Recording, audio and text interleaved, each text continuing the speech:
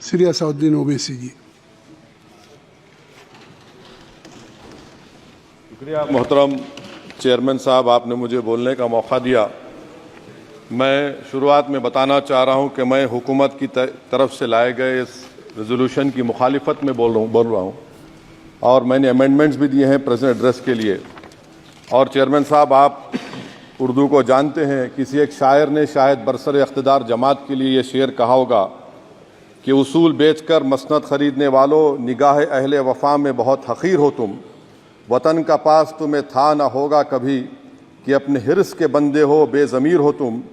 इज़्ज़त नफ्स किसी शख्स की महफूज नहीं, अब तो अपने ही निगहबानों से डर लगता है। डंके की चोट पे जालिम को बुरा कहता हूँ, मुझे सूली से न जिंदानों से डर लगता है। मोहतरम चेयरमैन साहब, मैं आज इन लोगों की तरफ से बोल रहा हूँ जो दिखते तो हैं, जिनके बारे में बात तो होती है मगर उनकी कोई नहीं सुनता। मैं उनके बारे में बोल रहा हूँ जिनके बारे में वज़ीर आज़म मोदी ने कहा था कि घुसपैठी है।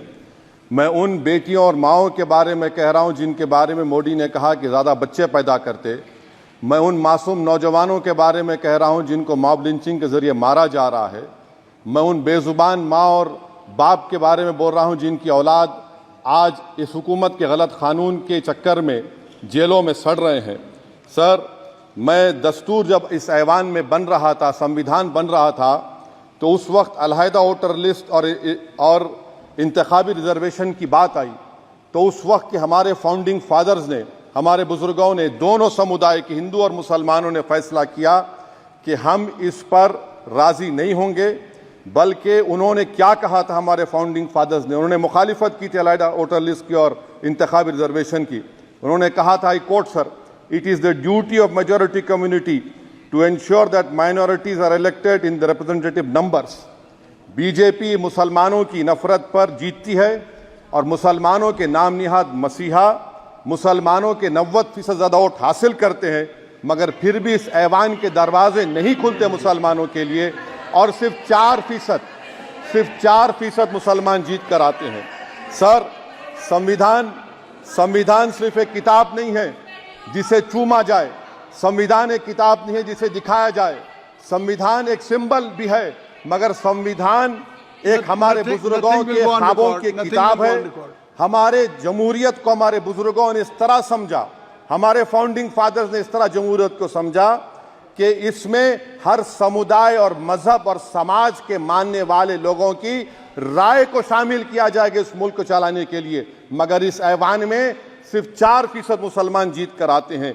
मैं संविधान से जो मोहब्बत के दावे करते हैं उनसे कहूंगा कि कभी उठाकर पढ़ो कॉन्स्टिट्यूएंट असेंबली डिबेट्स में कि नेहरू ने, H.C. मुखर्जी ने, सरदार हुकुम सिंह ने माइनॉरिटीज के बारे में क्या कहा था।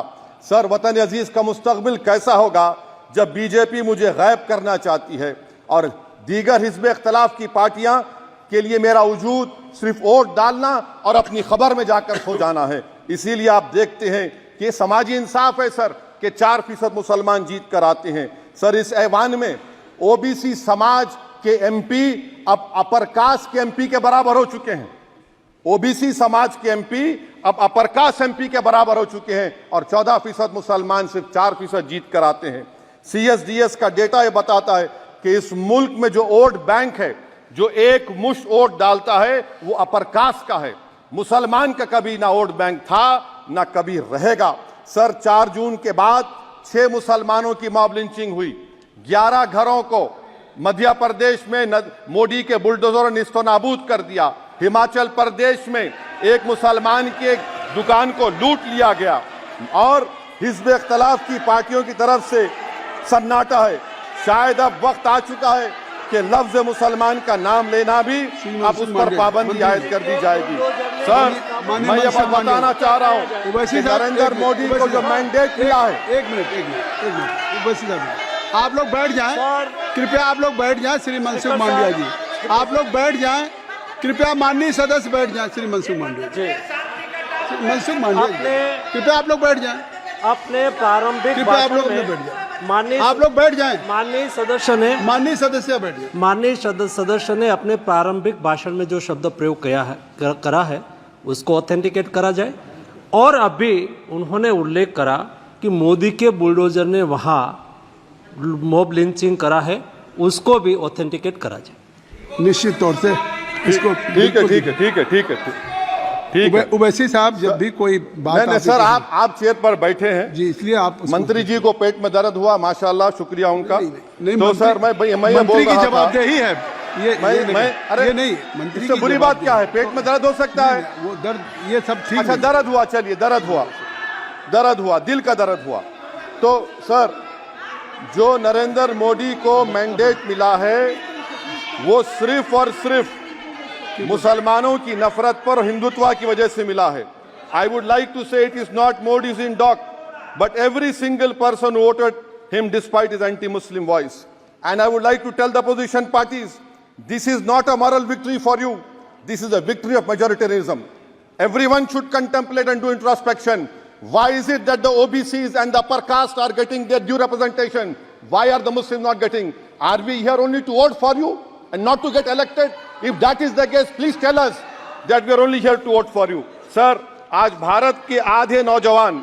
आज भारत के आधे नौजवान बेरोजगार हैं और रोजगार की तालाश, बेरोजगारी का आलम यह है सर कि मोदी सरकार के 5 साल में 75 लाख एस्पिरेंट्स की जिंदगी बर्बाद हो गई, 6 पेपर लीक हुआ।